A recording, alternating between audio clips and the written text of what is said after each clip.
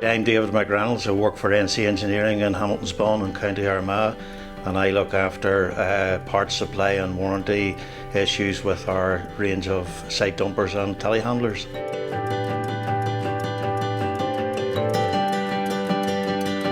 We work not only through a dealer network, but we'll work with independent customers as well. That meant either having to issue them with a hard copy paper manual or in PDF form, then have them pick their parts off that and either ring me or get back with an email where they would then get a price either verbally over the phone or by email. Then they would come back and you would raise an invoice, arrange the package and send the parts out, so it was quite labour intensive. The problem with that was you're keeping your hard copy manuals up to date, which CADshare has virtually eliminated for the machines that we have on it, because if there's an addition or a modification to a machine, you simply add to the CADshare list on the 3D modelling, and it does away without the need to keep revising and reissuing paper manuals. So from that point of view, it's been a huge step forward.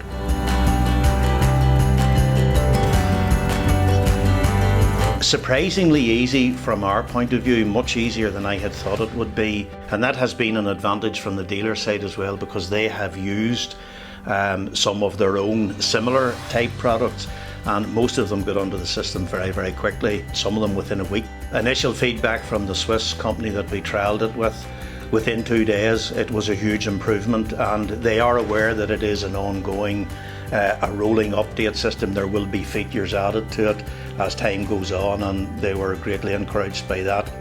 The next dealer to get it was actually in New Zealand and Australia, and again feedback from them has been very positive. It has cut out a lot of to and fro with emails, particularly with the time difference.